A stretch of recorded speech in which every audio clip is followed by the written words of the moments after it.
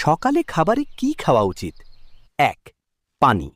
ঘুম থেকে উঠে ১ গ্লাস পানি শরীরকে হাইড্রেট করে ও হজম শুরু করে। ২. ফল। কলা, আপেল, পেঁপে এগুলো হালকা খাবার, সহজে হজম হয়, ভিটামিন দেয়। ৩. প্রোটিন। ডিম, সিদ্ধ বা অমলেট। দই আর দুধ এতে পেট ভরা রাখে, মাংসপেশি ভালো রাখে। ৪. হালকা কার্বোহাইড্রেট।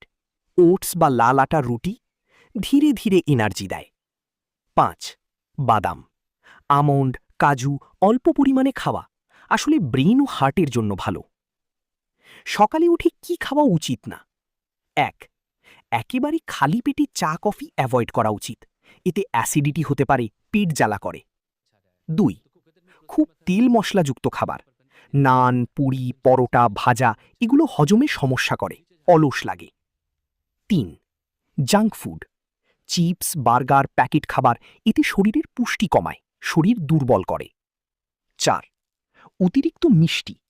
সকালে খুব বেশি মিষ্টি খেয়ে ফেললে হঠাৎ এনার্জি বাড়ায়, আবার দ্রুত কমে যেতে পারে। তাই সকালে উঠে সঙ্গে সঙ্গে ভারী খাবার না খেয়ে আগে পানি, পরে হালকা কিছু খাবার, একদম পরে ব্রেকফাস্ট।